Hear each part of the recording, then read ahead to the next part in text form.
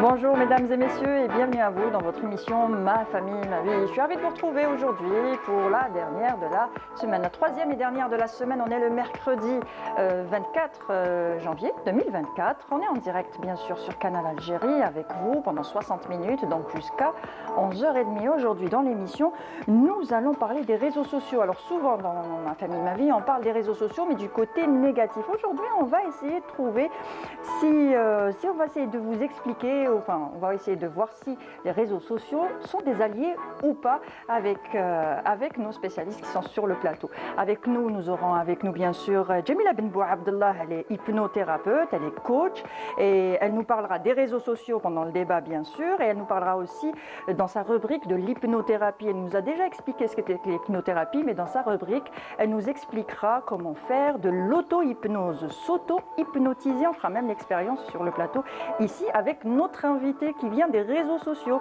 C'est Naïl Nouel, c'est un créateur de contenu culinaire. On va se lécher les babines aujourd'hui avec lui. Les autres rubriques du jour, ça sera Nutri-Selvi avec Mohamed Mellak et il nous parlera de l'indice glycémique et aussi la rubrique de Wahida Selmchef qui est dédiée à la Palestine, c'est Wichel et c'est en fin d'émission. Voilà en tout cas le programme qu'on vous propose aujourd'hui dans votre émission Ma famille, ma vie et ça commence tout de suite.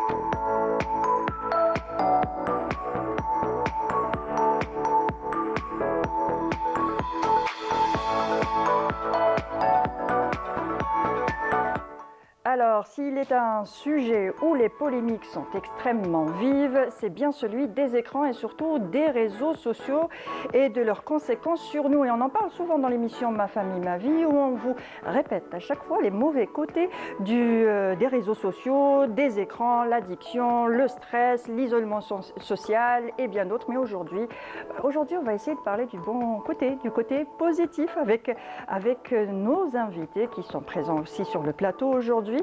Donc vous, si vous avez un compte sur les réseaux sociaux ou pas du tout, si vous avez décidé de vous complètement isoler des réseaux sociaux, parlez-nous de votre expérience avec les réseaux sociaux. Si vous êtes accro à Instagram, Facebook et bien d'autres, il y en a tellement, ou pas du tout. Donc appelez-nous au numéro qui s'affiche juste en bas de votre écran, le 021 23 98 91, le 021 23 98 91. Appelez-nous, témoignez, posez-nous des questions, on est là pour ça, en tout cas jusqu'à 11h30. Et pour en parler avec nous aujourd'hui, Jamila Benbou Abdallah, bonjour. Bonjour. Ça va, tu vas bien? Très bien, je te remercie. Alors tu es là pour parler, on va parler des réseaux sociaux, mais pour aussi ta rubrique. Révanescence. Voilà, exactement, oui. Tu vas parler. Où je vais parler de l'auto-hypnose. Voilà, de l'auto-hypnose et on fera l'expérience ici avec notre invité aussi, Naïl Nouel. Bonjour. Bonjour. Bienvenue à toi. Merci. Alors toi, tu es créateur de contenu sur les réseaux sociaux, mais pas que. Pas que. Voilà, pas que. Tu as eu un long parcours, on va dire, atypique et tu vas nous expliquer tout ça. Avec D'accord ? plaisir. Très bien. Donc, avant de commencer avec le sujet du jour, les réseaux sociaux, comment vous sentez-vous ce matin ? Par rapport à ce qui s'est passé par rapport hier. À ce qui s'est passé hier. Est-ce que tu as suivi le match ? Moi, je n'ai pas suivi. Voilà. J'ai pas voulu me stresser. J'ai eu les résultats ce matin à la radio. C'était peut-être la meilleure chose à faire pour les personnes qui... Oui, j'aurais pas pu. J'aurais vraiment pas supporté. Nationaliste comme je suis, je sais que j'aurais pas pu. Moi, à chaque fois, je préfère avoir les résultats après. Voilà, c'est ça. Très bien. Donc, et Naïl ? Moi, j'ai suivi ça en direct. D'accord. C'était pas beau à voir. Ni pour les yeux, ni pour le mental. Voilà, ni pour le cœur. C'est ça. Voilà, c'était un peu compliqué, mais bon. C'est ça, c'est le jeu, c'est comme ça, on passe pas, bah tant pis pour la prochaine, Inch'Allah. Non, Inch'Allah, voilà, et puis c'est tout. Ça reviendra dans combien de temps ? Dans 2 ans, c'est ça ? Dans 2 ans. Voilà, dans 2 ans.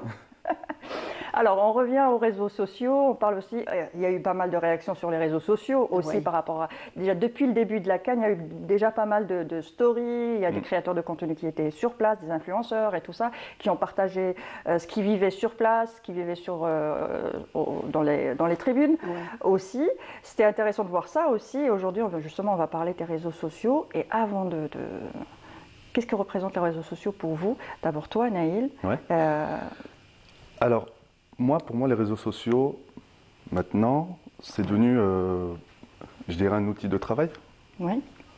Même si, pour le moment, là, mon profil, je l'ai créé au mois d'août. D'accord. Donc j'ai encore un peu du mal à utiliser ça, à dire que c'est un outil de travail. D'accord. Parce que j'ai pas encore réalisé que c'est pas vraiment mon travail. C'est juste, c'est ta façon de partager ta passion. Donc voilà. quand on partage sa passion, on n'a pas l'impression de travailler. C'est ça. Exactement. Ouais. Donc là, pour le moment, c'est pas vraiment mon travail. Je fais juste des vidéos et je partage ma passion. Très bien. Mais tu avais d'autres comptes avant. Oui, j'avais mon compte personnel, oui. Oui. Ouais. Qui n'est pas sous ton nom. Qui n'est pas sous mon nom, oui. D'accord. Donc c'est personnel. Tout ce qui est personnel, on le garde de côté. Que les amis, que la famille. Voilà, très bien. Voilà. Et toi, Jamila, moi toi aussi, tu es sur les réseaux sociaux? Oui, j'étais d'abord sur Facebook, depuis des années quand même, mais c'était un groupe restreint, famille, amis, c'est des gens qu'on connaît majoritairement. Exactement. Et depuis juillet, un tout petit peu avant vous, donc je me suis lancée sur TikTok. D'accord. Et c'est une révélation pour moi, parce que déjà grâce à TikTok, je me suis faite connue. Et d'ailleurs, la preuve, je suis là, c'est grâce à TikTok aussi. Oui, c'est vrai. Voilà. C'est là où on t'a repéré. Exactement, exactement. Et aussi même par rapport à mon métier, je reçois beaucoup de clients grâce à TikTok. Oui. Voilà, donc ma louche. Voilà, j'avais pas découvert ça au début, mais là ça devient aussi un outil de travail. Qu'est-ce que vous pensiez des réseaux sociaux, justement, avant que ça ne devienne un outil de travail où vous partagez votre travail ou votre passion? Est-ce que pour vous, c'était juste comme ça, un moyen de communiquer avec la famille, les amis, pour se rapprocher, surtout quand on habite loin des parents ou des amis, ou pendant la période du Covid aussi, où ça a été très utile pour beaucoup de personnes, même pour les élèves, pour les étudiants et tout ça, où on a pu faire des visios et tout. Donc, avant le fait de partager sa passion, de travailler avec les réseaux sociaux, qu'est-ce que ça représentait au juste pour vous? Quelle était l'impression que vous aviez sur les réseaux sociaux, Facebook ou Instagram ou voilà. Ouais, voilà. Donc c'est pour ça que dans un premier temps, quand on se dit réseau social, qu'est-ce que c'est? Parce que quand vous parlez du Covid, par exemple, moi, pendant le Covid, WhatsApp, si on considère ça comme un réseau social, si on n'avait pas WhatsApp, on était un peu perdu avec la famille et les amis qui étaient peut-être parfois aux quatre coins du monde. Et vu qu'on n'avait pas trop le droit de sortir, c'était le seul moyen de rester en contact avec eux, avec les appels. Et puis même avec Instagram, moi, avant que ça devienne un outil de travail, c'était purement un outil de divertissement.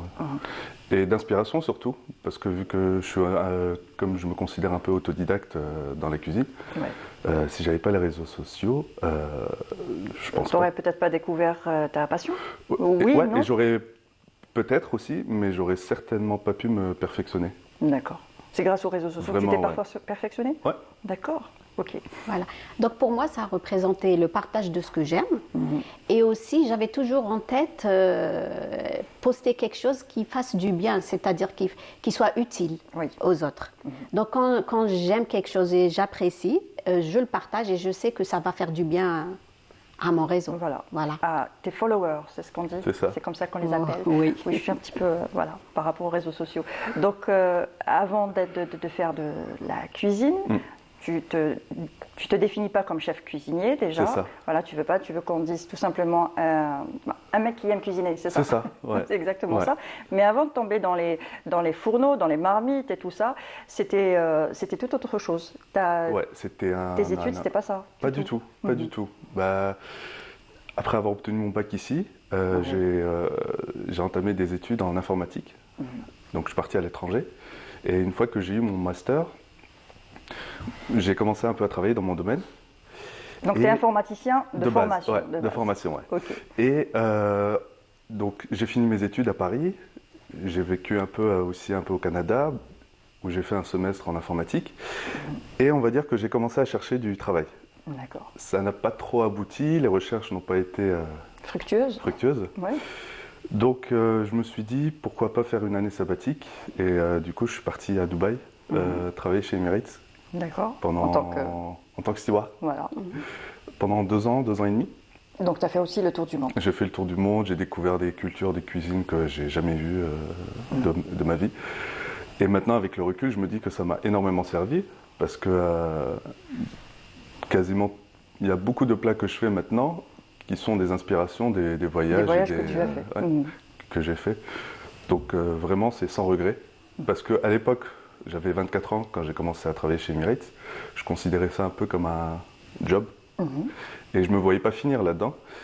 Et avec le recul, je me dis heureusement que j'ai fait cette expérience parce que là où je suis maintenant, ça m'a beaucoup aidé. Et du coup, quand j'ai fini cette expérience chez Emirates, je suis revenu en Algérie. D'accord. Où j'ai retrouvé un travail en informatique. Et ensuite, je sais pas, je serais incapable de vous dire comment l'idée a germé. Donc je me suis dit pourquoi ne pas ouvrir un restaurant en Algérie.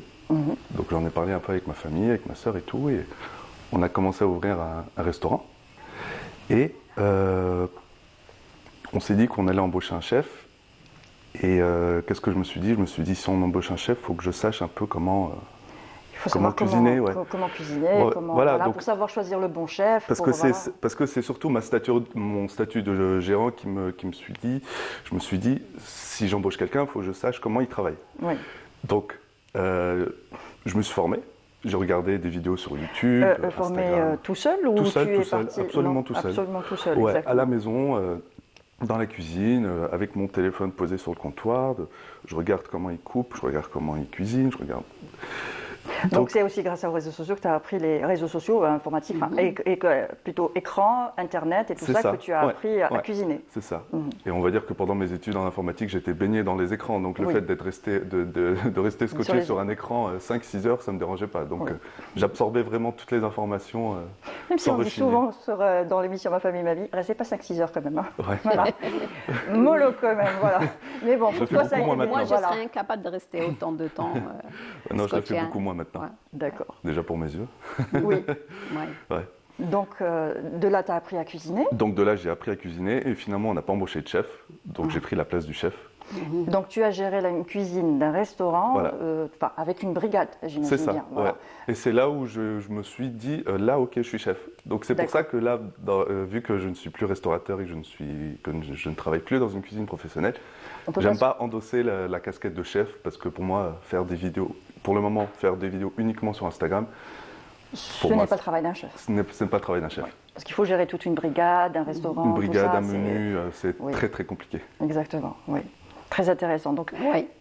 On apprend aussi avec les réseaux sociaux, avec Internet, avec les écrans et tout ça. Donc souvent on dit que ça n'a que des côtés négatifs, mais revenir un petit peu sur le côté positif, c'est vrai que on s'informe beaucoup, sûr. On se forme beaucoup, et on s'informe, exactement. On découvre des passions. Oui, il y a beaucoup de personnes qui sont autodidactes grâce aux réseaux sociaux. Et c'est-à-dire qu'on se découvre aussi bien sûr des passions. Et puis, on va chercher l'information et l'information, elle est rapide. Elle arrive très vite. Donc, c'est ciblé aussi. Voilà. Mais les utiliser intelligemment. C'est pas rester sur son canapé et scroller toute la journée. C'est ce que tu ne fais pas, j'imagine. Voilà. Je le faisais avant. Oui. Ce qui nous pousse aussi à procrastiner. Le fait de rester sur son divan ou sur le canapé à scroller, oui, j'ai quelque chose, je le ferai après cette vidéo, ensuite cette vidéo, et puis les vidéos sont faites de façon à ce que... Voilà, ça contribue à procrastiner. C'est-à-dire, je vais faire une tâche et puis je me dis, je vais la faire après. Et je prends mon téléphone et je commence à scroller. Déjà, le logiciel est fait en sorte pour nous maintenir... voilà. Des courtes vidéos qui nous rassasient pas en quelque sorte, n'est-ce pas? Exactement. Donc on se dit encore une, c'est quelques secondes et puis on se voit pas. Et c'est fait pour nous shooter. Voilà. J'arrive pas à trouver le mot. Shooter, voilà, on se shoot à la dopamine. Voilà, exactement. Et c'est le circuit de la récompense qui est activé.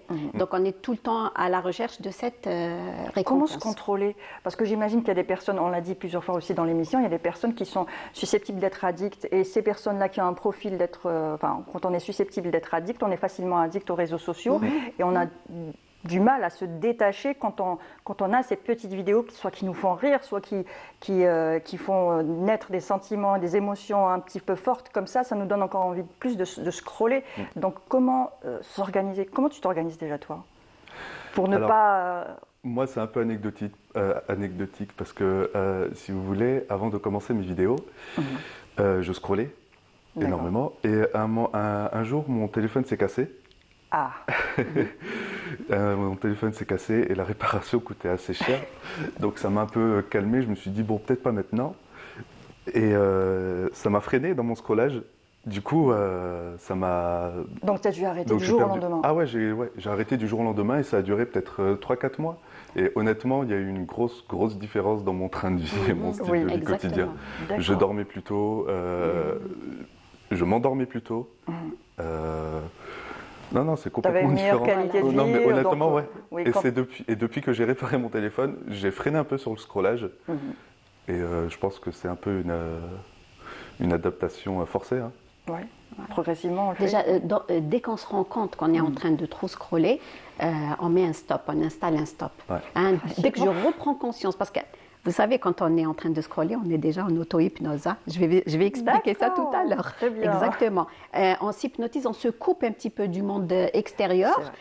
Par exemple, des fois, s'il y a des émotions, on veut fuir ces émotions. On se rabat sur son smartphone et puis on est en train de scroller. Et puis là, on n'est pas en train de vivre l'émotion qui est là pour nous apporter des informations. D'accord. Voilà, donc si on se coupe, donc c'est un peu le déni. Et puis on est là en train de scroller. Mais l'intérêt, c'est de faire ce stop hein, et puis de reprendre ses activités. Alors j'avais vu une fois sur Internet, parce que ça nous informe aussi, la technique Pomodoro.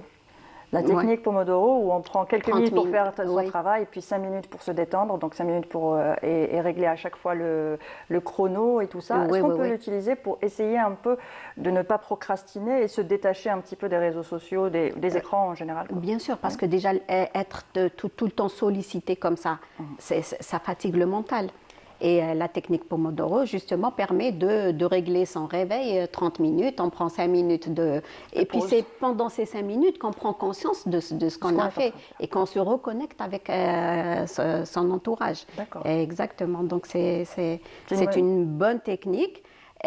Aussi, bien sûr, on peut quand on est en train de travailler, il faut carrément couper son téléphone parce que sinon, il y a Si on travaille avec son téléphone, comment on fait? Ah, d'accord. Ça, on ne peut pas. Bien sûr Ou qu'on ne alors peut pas. couper peut-être les réseaux, je ne sais pas comment faire. Arrêter quelques notifications, bien sûr, qui vont venir nous perturber. Parce que si on est concentré et qu'il y a une notification, donc ça nous occupe. On est pressé notre de voir attention. ce que c'est. Voilà. Et puis là, pour se replonger, il faut encore quelques minutes pour se replonger au niveau là où on était dans notre travail. D'accord. Voilà, donc au moins désactiver des notifications, même désinstaller des réseaux qui sont là pour nous. Désinstaller des réseaux, ça va être compliqué. Quelques. Hein, si on a 4-5 réseaux... Bon, moi, entre deux réseaux, déjà, j'y arrive pas. J'ai du mal à switcher entre les deux. J'ai la matinée un réseau précis, l'après-midi un réseau précis. Je coupe déjà mon temps entre deux. Je sais pas, tu es sur combien de réseaux, toi? Instagram, Facebook et TikTok. Voilà, c'est la même chose pour Instagram. Vous arrivez à gérer les trois? Ça, plus ou moins. Non, pas tellement. Voilà. Mais bien sûr, des fois, l'important, c'est d'être occupé. Si par exemple, je suis occupée toute la journée, je peux ne pas toucher du tout mon téléphone. Mais quand je ne suis pas occupée, je suis là en train de... Et puis après, c'est la boucle. Hein. On n'arrive plus à s'arrêter. On a fait le tour d'Instagram, allez, on passe à Facebook. On fait le tour de Facebook. Et puis TikTok, c'est pire parce que TikTok, j'ai l'impression qu'on ne peut pas se détacher de TikTok. Avant de me mettre sur TikTok, je l'avais installé l'année passée. Et puis, comme je voyais que ça me prenait trop de temps, donc je l'avais carrément désinstallé. Et puis, quand le moment est venu justement de me lancer par rapport à mon métier, donc là, il fallait que je le mette, mais j'essaie quand même de me mettre des limites. Très bien. Voilà. Et TikTok, tu arrives à gérer? Ouais, j'arrive à gérer. Parce que on va dire que, bon, on reviendra sur cette partie-là, mais quand on a fermé nos deux restos, j'avais pas mal de temps libre. Et temps libre et réseaux sociaux, ça peut vite être destructeur. Ouais, exactement. Donc, comment tu as fait justement cette période? Pendant que je scrollais? la période où tu as dû fermer tes restaurants justement, et où tu avais beaucoup de temps, donc beaucoup de temps libre, donc plus de temps pour les réseaux sociaux, où tu avais fait un programme pour ne pas tomber dedans complètement. En fait, quand j'ai fermé les restos, comme j'avais beaucoup de temps libre, je scrollais énormément, je passais beaucoup de temps sur les réseaux.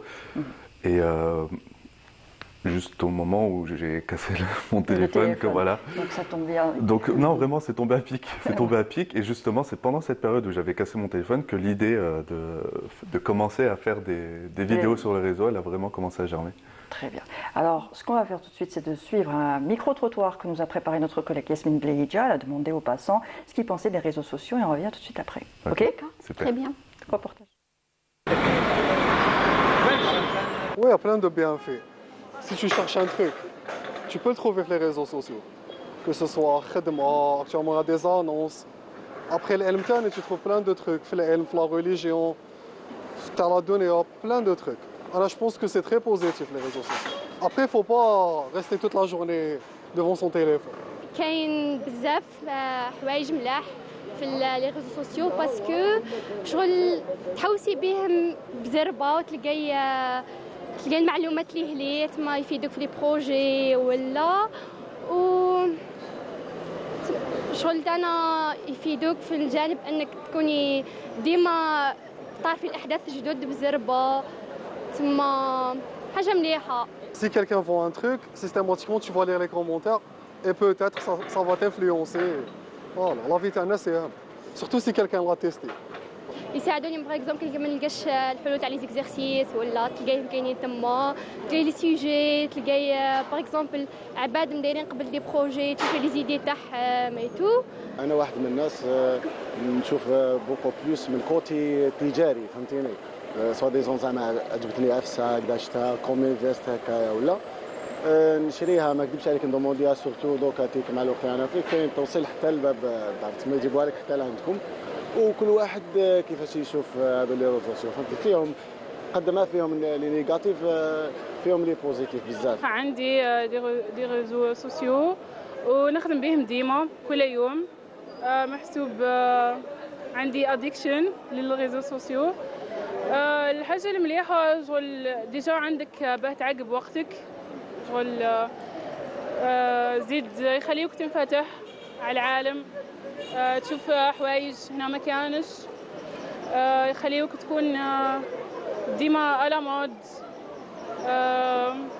يعني حاجه مليحه ما عدتش خراه نشري هكا من الحوانت ديما اونلاين شوبس وكذا ثم والفت بيهم ولات مع اللايف روتين تاعي ما نقدرش نحيهم Voilà.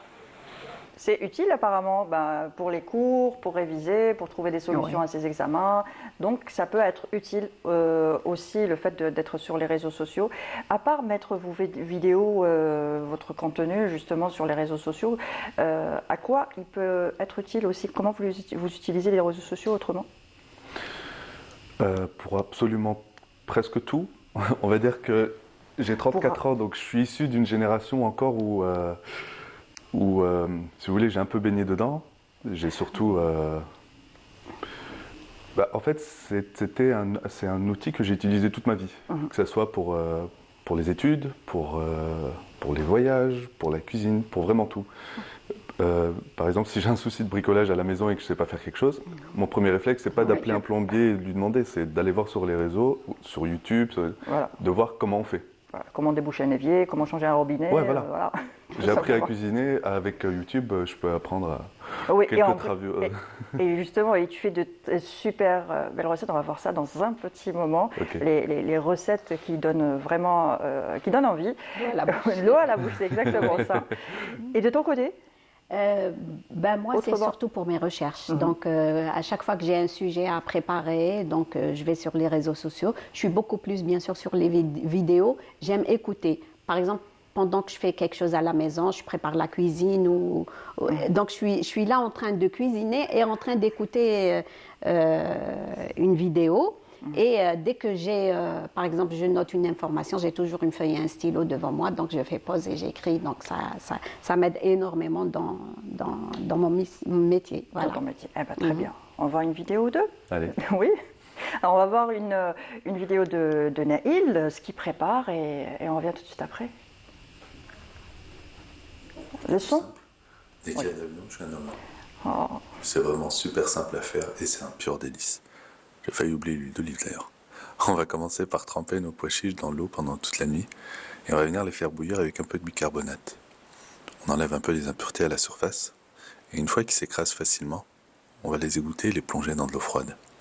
Puis en mélangeant, on va utiliser un écumoire pour récupérer le plus de peau de pois chiches possible.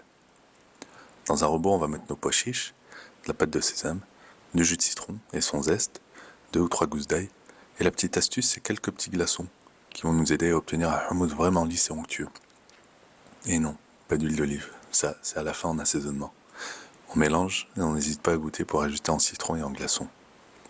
On se découpe quelques cubes de rhum steak, il faut absolument prendre n'importe quel morceau, même de la viande hachée de bœuf ou d'agneau, et les pignons sont toastés, parce que vu le prix que ça coûte, autant les mettre en valeur comme il faut. On va faire cuire notre viande avec un peu d'ail et un peu de cumin, et après avoir donné de la couleur, on peut dresser, parce que c'est prêt. Le hummus. Voilà. Il est où le hummus? J'en veux. Et puis j'adore quand il y a le petit chien là, parce que j'ai Oui, déjà vu. sur toutes les vidéos, elle est Ah présente. oui, Ouais, partout. Oui. c'est C'est magnifique. c'est assez sympathique, c'est j'arrive pas à trouver le mot. La mascotte. Voilà, la mascotte. Exactement. Ouais. C'est la mascotte de toutes tes vidéos, elle De est tout le toutes mes temps vidéos, présente. ouais. On la voit même un peu plus que toi. Ah, j'aimerais bien, ouais. J'aimerais bien qu'on la voit encore plus. Parce que, comme je le dis dans tous les commentaires, c'est elle la star de la vidéo. D'ailleurs, il y a une raison pour laquelle on me voit plus elle que moi. On voit surtout mes mains. Parce Oui, que c'est c'est elles qui vrai. font tout le boulot. Exactement. Bah oui, c'est bien. Et t'es pas du genre à trop te montrer sur les réseaux, même Non, pas sur ton compte, tu fais pas beaucoup de stories en disant voilà aujourd'hui Ouais. j'ai fait ça, Ouais, j'ai parce fait que ci, ou- c'est encore un milieu nouveau pour moi. Donc, Tu as du mal ou tu veux pas? un peu des deux peut-être. Parce que j'ai un peu cette vision des réseaux sociaux où le personnel reste dans le personnel. Oui. Et par exemple, dans mon profil pro, si je puis dire, si je raconte ma vie, c'est uniquement quand c'est C'est en quand il y a lien quand- avec le. en regard avec le culinaire. D'accord. Voilà. Sinon, pas du tout. Sinon, non, je vois pas l'intérêt. C'est un avis personnel. Moi, j'ai encore du mal à me mettre comme ça face à une vidéo et parler. Donc, le contenu que je partage, c'est beaucoup plus, par exemple, les formations que je fais ou bien les ateliers. Donc, je découpe par sujet Et tu partages sur et les je réseaux partage ça. Voilà. Vous voulez une deuxième recette? Enfin, tu veux une deuxième recette? Oui, Oui. oui, pourquoi pas. Alors, regarde une deuxième recette. Fromage râpé, si vous pouvez éviter de l'acheter déjà râpé. C'est plus cher, il y a des additifs et ça fond beaucoup moins bien. Je vais faire un mac and cheese aujourd'hui. Et pour cela, je vais utiliser du gruyère, du gouda, de la tome, de la mozzarella et du parmesan. La béchamel, je l'ai un peu modifiée à ma façon, donc j'ai émincé super finement un demi-oignon et de l'ail haché finement aussi.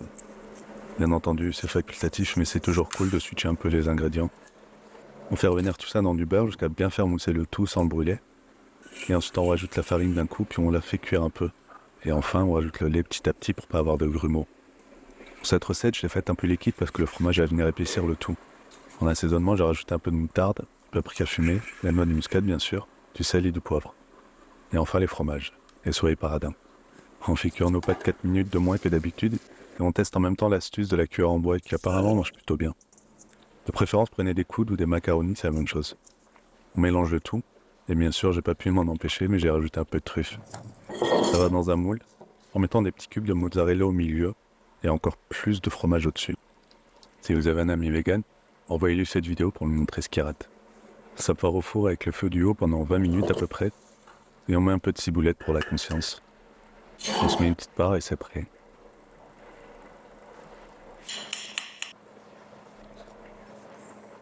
Ouais, ça a l'air d'être bon. Avec autant de Et fromage. j'aime oui. beaucoup les commentaires, ils sont originaux. Oui, la Voilà. façon dont voilà, justement, Oui. tu fais ta conception de la vidéo. L'accompagnement. Voilà, oui. l'accompagnement, c'est juste ta voix. Il y a de temps en temps de la musique Ouais. aussi. Et comment justement tu fais la conception de ta vidéo? De qui tu t'inspires ou qui est-ce qui t'a influencé? Alors quand j'ai commencé pour le resto, c'était vraiment des vidéos de chefs connus, D'accord. des chefs français, anglais, américains. Si vous voulez, je voulais vraiment apprendre les bases D'accord. de la cuisine. Mon inspiration, elle a un peu changé quand j'ai voulu faire des vidéos, Instagrammables et TikTok, parce qu'il fallait que ça donne envie d'abord avec les yeux. Donc c'est vraiment deux écoles différentes. Quand j'ai commencé à apprendre la cuisine et quand j'ai, on va dire, cherché l'inspiration pour du contenu des réseaux sociaux. D'accord.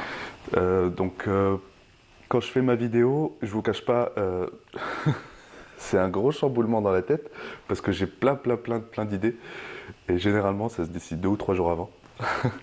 Donc je fais les courses le matin et je fais la vidéo le jour même et le lendemain je la poste. Donc c'est très rapide comme process. Ah bah ça va. Ouais. Donc en 2 jours, tu fais une vidéo. Ouais. Voilà. Ouais, Le jour c'est des super courses, rapide. le jour du tournage, puis le montage, et puis le C'est ça. lendemain, tu... Ouais. Donc je fais tout moi-même à la maison avec mon téléphone, petite lumière et Mako, ma petite chaîne. Oui.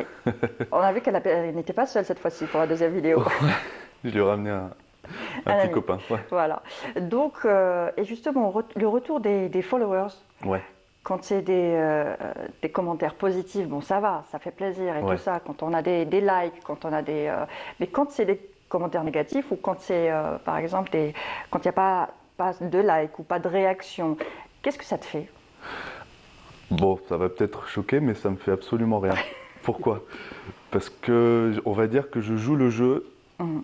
C'est un jargon des réseaux sociaux, mais on va dire, je joue le jeu de l'algorithme. D'accord. Parce que à chaque fois qu'il y a un commentaire qui soit positif, ce qui me fait à chaque fois plaisir, parce que c'est ça qui motive. Mais même quand il y a un commentaire négatif, je me dis, on peut pas plaire à Plaire à tout n'importe le monde. qui. Ouais. Voilà. Si, comme on dit, bon, c'est un peu cliché, plaire à tout le monde, c'est plaire à n'importe qui. Exactement.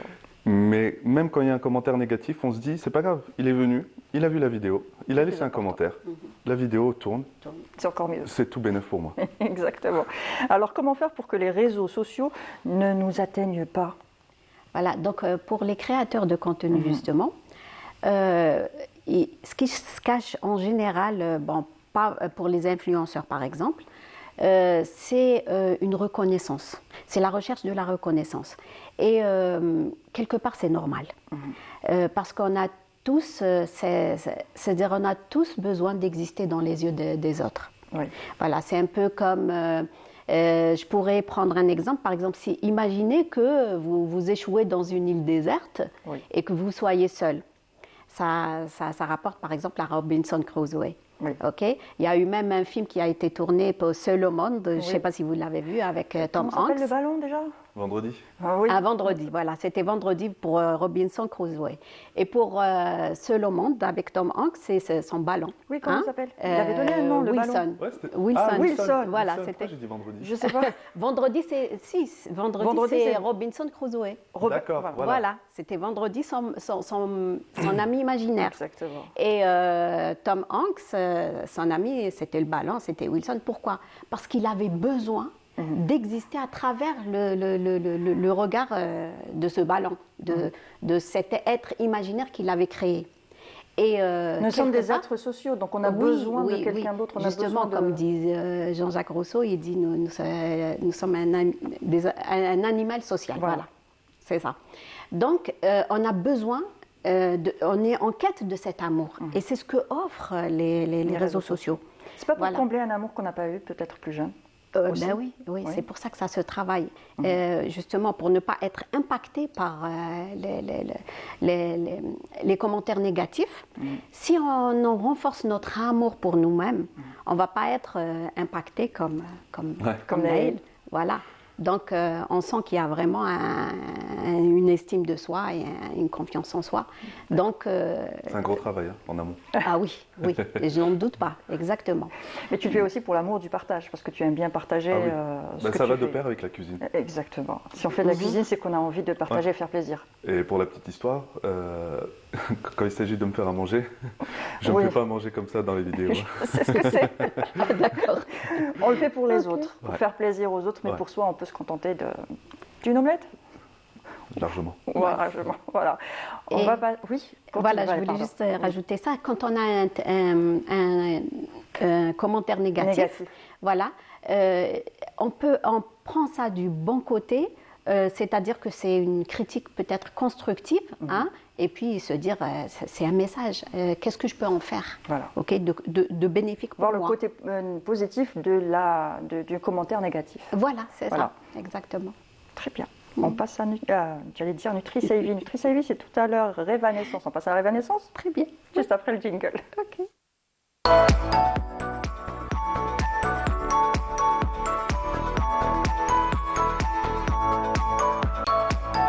Révanescence, du rêve à la naissance. Et avec toi, aujourd'hui, nous allons parler de Voilà, de l'auto-hypnose. l'auto-hypnose. Voilà. Donc, je vais juste un petit mot pour Révanescence, pour D'accord. dire comment est né ce On l'a dit la terme dernière fois.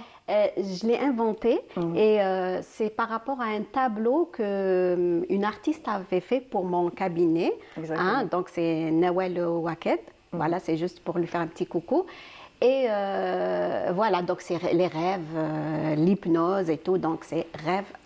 Des rêves à la naissance de ces rêves, à la concrétisation. Et à la concrétisation. De ces Voilà, rêves. tout se Exactement. base aussi sur l'imagination. Donc aujourd'hui, on va parler de l'auto-hypnose. Voilà. Donc d'abord, c'est quoi? C'est quoi? Donc d'abord, c'est un état naturel. Hein. On le fait tous les jours à notre insu. D'accord. Pourquoi? Parce que notre cerveau a besoin de se déconnecter. C'est-à-dire qu'on a le conscient et l'inconscient. L'inconscient occupe la plus grosse partie. Et le conscient, il est là pour nous faire les tâches de tous les jours. Travailler, on a besoin de concentration et tout. Et l'inconscient, bien sûr, il englobe beaucoup de choses. Et il est là pour prendre le relais pour que le conscient ne sature pas, le cerveau ne sature pas. Voilà. Donc, on est en auto-hypnose lorsqu'on est en train de conduire, comme tout à l'heure. Voilà, exactement. Voilà, Avant l'émission, on était en train d'expliquer, enfin, j'étais en train d'expliquer qu'il m'arrivait de ne pas me rappeler le trajet que j'avais pris, de me retrouver à la maison alors que, voilà. Voilà, quand on se rend compte comme ça de seul coup, c'est flippant.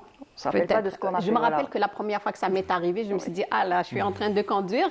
Et imagine si quelque chose est arrivé. Eh bien, bien sûr que l'inconscient, il est toujours là.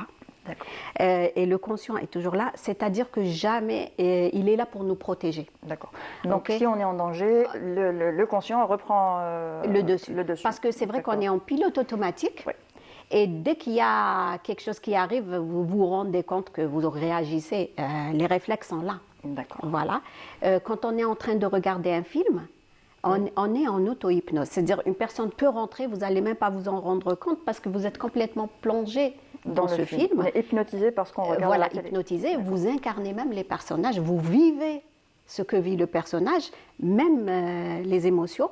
D'accord, donc quand on n'est pas bien, il vaut mieux voir un film plutôt drôle que de voir un film triste. Voilà, alors pour le film triste... Parce qu'on a plus tendance à vouloir voir des films tristes pour pleurer un bon coup. Justement, parfois c'est bon. Alors vous savez que dans l'Antiquité, les gens allaient au théâtre pour faire leur catharsis. D'accord. C'est-à-dire, ils allaient regarder une tragédie qui est faite pour faire pleurer les gens. Et ils vont justement se vider. C'était un petit peu la psychothérapie de l'époque. Voilà. Et voilà, il y a un donc on peut se traiter avec l'auto-hypnose. avec les plateformes de streaming de séries et de films, oui ou non? Oui. Alors, ce qu'il ne faut pas, surtout, c'est avant de dormir, de regarder par exemple un film, parce que vous savez que quand on dort, notre cerveau est en train de faire des réparations au niveau de l'inconscient. D'accord. Et si vous regardez un film avant de dormir, vous allez traiter les émotions que vous avez vécues pendant le film. Alors si on regarde un film d'horreur juste avant de dormir, là, il y aura beaucoup de choses à traiter. Est-ce qu'on peut faire l'expérience de l'auto-hypnose tout de suite? Oui, je peux juste expliquer rapidement. À quoi c'est bon. Donc c'est pour rechercher des performances, par exemple pour les sportifs. Et pour ceux qui ont fait du théâtre, avant de rentrer en scène, se préparer.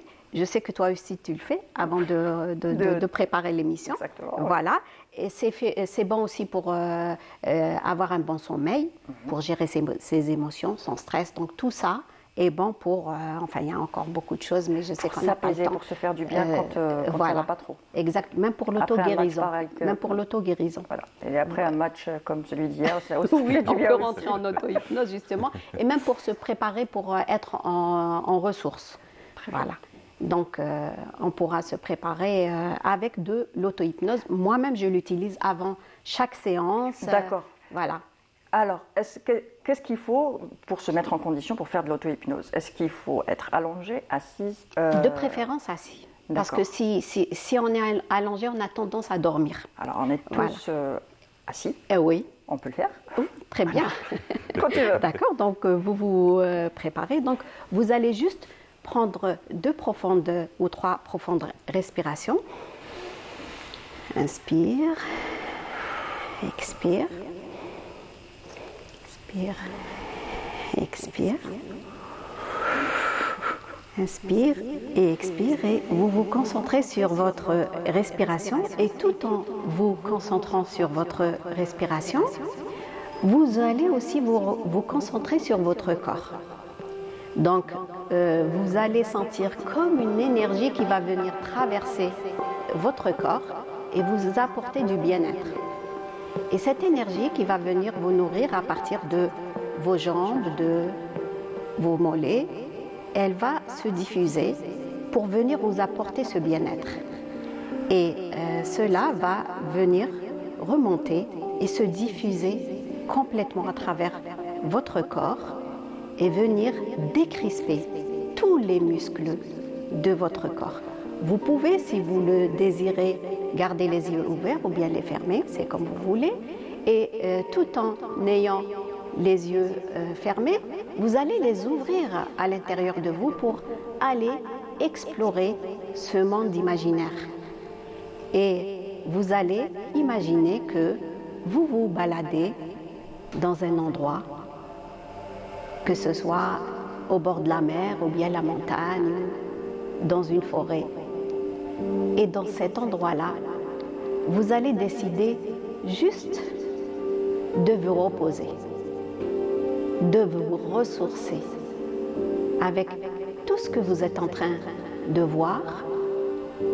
Vous voyez des formes, des couleurs et peut-être que vous entendez des sons et peut-être que vous ressentez une brise vous caresser le visage et aussi vous sentez, vous ressentez à l'intérieur de vous cette paix, cette sérénité s'installer en vous.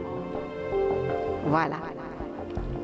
Et tout en ressentant cela, vous pouvez en profiter pour vous détendre et lorsque vous êtes prêt, vous pouvez compter à l'intérieur de vous 1, 2, 3 et à 3, vous pouvez revenir ici et maintenant, bien ressourcé et je me demande ce que cela va vous apporter comme bien-être à l'intérieur de vous.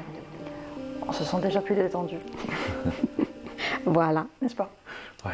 Voilà. J'aurais aimé que ce soit un peu plus long. Oui, mais voilà. C'était prochaine juste fois. une petite démonstration. Alors, est-ce qu'on peut faire la même chose? On est vraiment Oui. détendu là. Ouais. Est-ce qu'on peut faire la même chose à la maison? Oui, bien sûr, on peut le faire. Tout ce qu'on apprend en hypnose, on peut le faire à la maison. Donc tout seul, on peut le faire. On peut mettre une petite musique Musique, et puis voilà. Et se juste se détendre. concentrer, Voilà, avec la respiration. Voilà. Juste commencer par la respiration et puis se laisser faire. J'espère que vous l'avez fait aussi à la maison parce que ça fait réellement beaucoup de bien.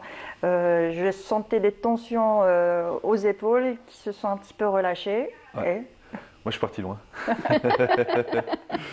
bon voyage. Je l'avais vu partir et puis à un certain moment, c'est vrai qu'on est sur le plateau, donc il y a le conscient qui est toujours là. Donc vous là. avez vu que Exactement. votre conscient, il est toujours là. C'est juste qu'on se permet de mettre le conscient en veille et puis on se permet de se faire du bien, tout simplement.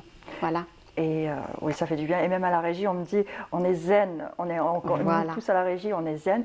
Merci à vous. Merci à toi, Jamila Ben Bouabdallah. Tu es coach en hypnothérapie. Merci pour cette expérience. Je t'en prie. Merci, Naïl, Merci. pour avoir accepté notre invitation. Naïl Nouel sur Instagram, TikTok et Facebook pour voir tes recettes. On va adorer te je vais me suivre. Ah bah, super. Et tout de suite, nous allons passer à la partie rubrique juste après cette petite transition.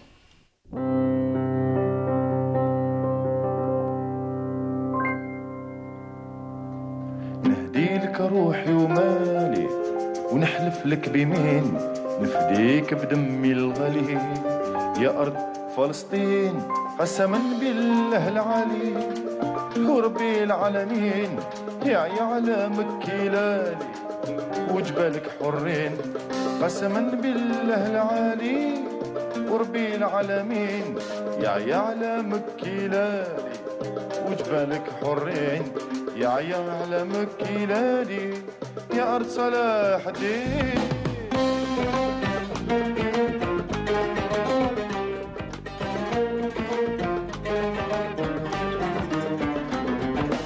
احنا معاك شرقي وغربي كلنا في دار نتكلم من صميم قلبي لا تأخر أبدا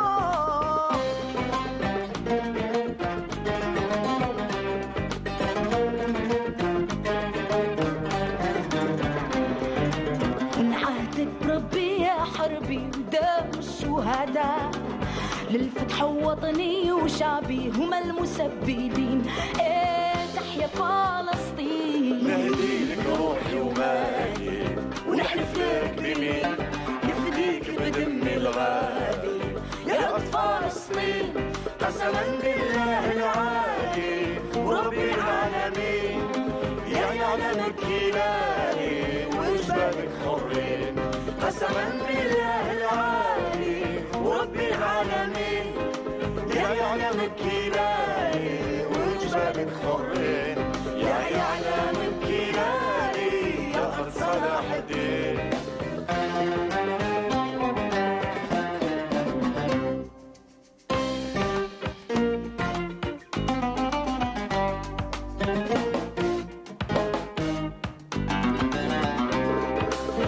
فلسطين الثورية سلاح والإيمان تاريخ الأمة العربية شايع في البلدان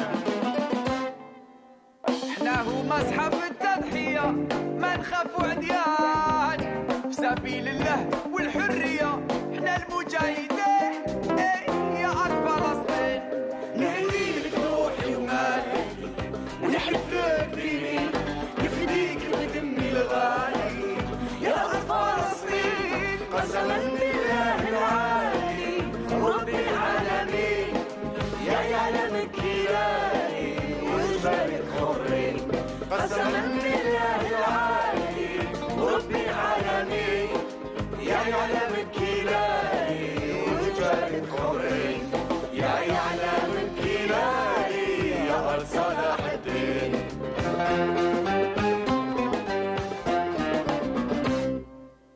Plateau de ma famille, ma vie, et les rubriques sont là. Bonjour Wahida. Bonjour Mounia. Ça va? Relax. Oui. Relax. Oui, après la séance d'hypnose, relax. Bonjour Mohamed. Bonjour Mounia. Ça va? Ça va. Relax. Non, on n'arrive toujours pas à digérer le match d'hier. Non, je sais. Ça va venir. On a suivi le match en direct? Oui. Oui. Et c'était angoissant. Voilà. Il faut faire de l'hypnothérapie pour soulager les pulsions footballistiques. Exactement. Donc on va commencer avec Nutri-Seivi. Bon, je pense que tout le monde a eu des pics, des glycémies hier. Oui. J'imagine, déjà avec le premier but, avec tout ce qui s'est passé par la suite. Et ensuite, la nuit a été compliquée. Donc Nutri-Seivi, nous allons parler de l'indice glycémique. L'indice glycémique, juste après le jingle.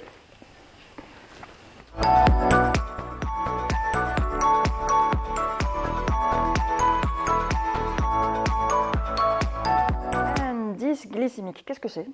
Donc, toujours dans la suite de tout ce qui est notation, il y a vu le Nutri-Score. Aujourd'hui, on va s'intéresser à un indice glycémique. Alors, l'indice glycémique, tout simplement, c'est une échelle qui varie de 0 à 100, donc c'est en termes de notation, et qui permet de mesurer la vitesse avec laquelle un aliment, après son ingestion, va nous hausser notre glycémie. Donc en quelque sorte, on mesure le pouvoir glycémique d'un aliment.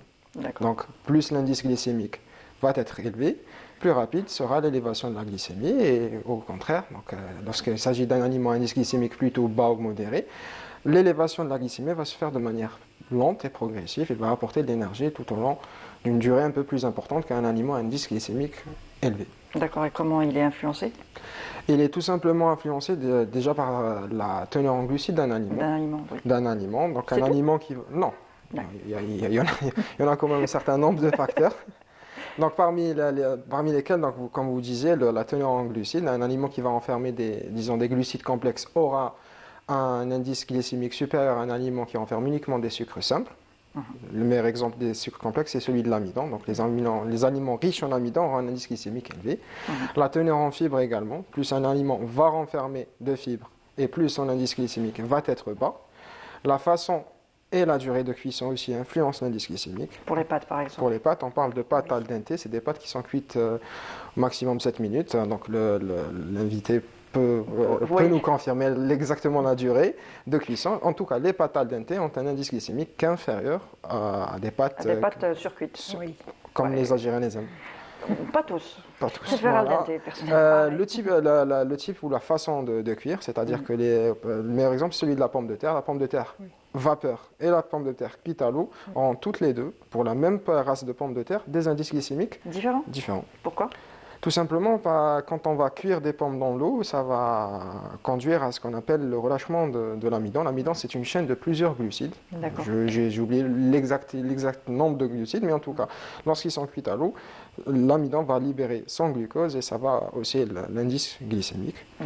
Il y a également la maturation et la variété des produits. Plus un fruit va être mature et plus son indice glycémique va être élevé. Et pour les variétés, c'est les variétés de céréales. Les céréales ont chacune un indice glycémique qui leur est attribué. D'accord. Et est-ce qu'on consomme des aliments à indice bas ou à indice haut? Comment on fait le choix? Préférence d'indice bas? Ça dépend. On va dire que oui ou non, l'indice glycémique peut impacter la santé humaine. Oui, dans la mesure où certaines études ils rapportent que manger beaucoup d'aliments à indice glycémique élevé va provoquer sur le long terme ce qu'on appelle une résistance à l'insuline. L'insuline, c'est une hormone qui régule la glycémie et qui, à long terme, va être à l'origine ou peut entraîner un diabète de type 2. Et non, puisque l'indice glycémique présente des limites. Si on compare l'indice glycémique d'une pastèque à celui d'une boisson gazeuse, sucrée, on va trouver que la pastèque a un indice glycémique supérieur à une boisson gazeuse. Alors, qu'est-ce qui est mieux pour la santé? Manger une pastèque fraîche ou boire du soda? Une pastèque fraîche, bien sûr. Bien sûr, logiquement. Donc, c'est parmi les limites. Et là, justement, la limite et la seule limite de l'indice glycémique est le fait qu'il ne s'intéresse pas à la teneur en glucides d'un aliment. Il va juste s'intéresser à la vitesse avec laquelle il va y avoir le fameux pic glycémique post-ingestion. D'accord. Et c'est pour cela qu'il faut beaucoup plus s'intéresser à une autre donnée qu'on appelle la charge glycémique, qu'on verra au fur et à mesure des rubriques, qui elle va s'intéresser d'une part à l'indice glycémique de l'aliment, mais également à sa teneur en glucides, qui est beaucoup plus complète que l'indice glycémique en lui-même. En tout cas, ça reste une donnée qui est importante pour toute personne désireuse de faire attention à sa hausse glycémique, notamment la communauté diabétique. Et à sa ligne aussi? Si, ça a des répercussions sur la ligne aussi? Mais disons plutôt que ça, c'est pour faire attention à la glycémie et ses répercussions sur la santé, plutôt que faire attention à sa ligne. Donc pas forcément des produits à un indice glycémique bas? Pas forcément. Pas forcément. À la suite, la charge glycémique qui est beaucoup plus intéressante que l'indice glycémique. Très bien. Merci Mohamed. De rien, je vous en prie. On passe à la rubrique de Wahida qui s'appelle Oui, cher. J'ai révisé mes leçons. Très bien. Oui, cher, après le jingle.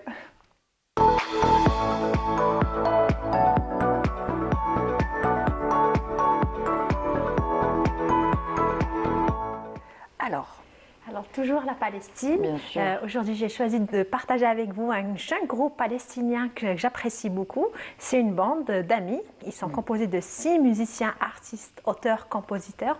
Et ils s'appellent Sol. C'est le groupe Sol palestinien. Ils ont grandi à Gaza.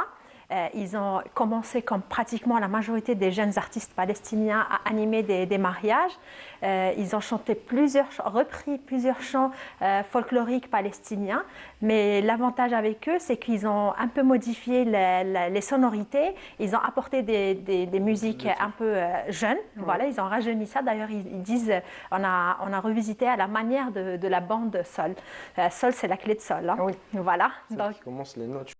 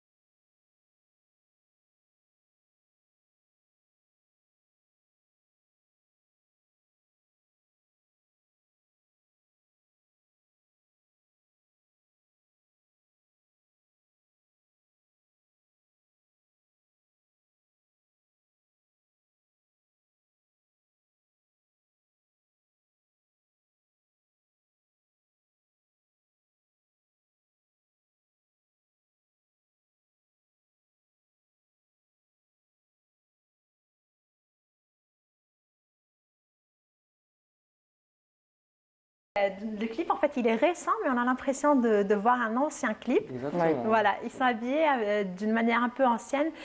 C'est leur petite touche. Qu'est-ce qu'ils veulent faire? Ils veulent reproduire les souvenirs de leur enfance. Parce que malheureusement, il y a des Palestiniens qui n'ont pas eu cette chance d'assister, connaître leur patrimoine, leur culture, de ne pas assister à des mariages, vu les événements qui sont en train de se produire. Le décor, il était un peu festif. Voilà, exactement. Exactement. Ils ont reproduit en fait une scène traditionnelle d'un mariage traditionnel palestinien. Avec, vous avez vu, il y avait des femmes avec des robes palestiniennes. La mariée, une robe des années 60-70. Donc, ils voulaient vraiment faire revivre cette nostalgie parce qu'ils sont dans le besoin, ils sont dans le manque de cette nostalgie. Pour eux, c'est une façon de faire revivre, de faire connaître aussi la culture palestinienne.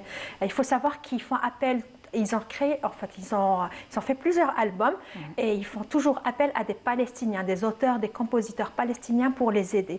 Même s'ils ont eu la chance, parce que vous savez que c'est dur et difficile de quitter la bande de Gaza, ils ont été en Turquie pour pouvoir enregistrer leur album, mais ils ont fait appel à des Palestiniens pour les aider. Pourquoi ils ont fait ce choix?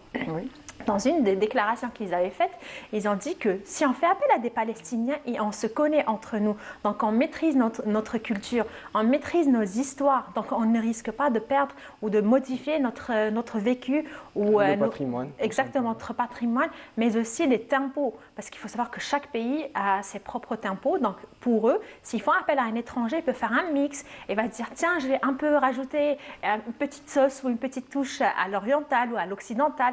Pour eux, il est hors de question. Même si ils sont jeunes, ils sont frais, ils essaient d'apporter quelque chose de nouveau.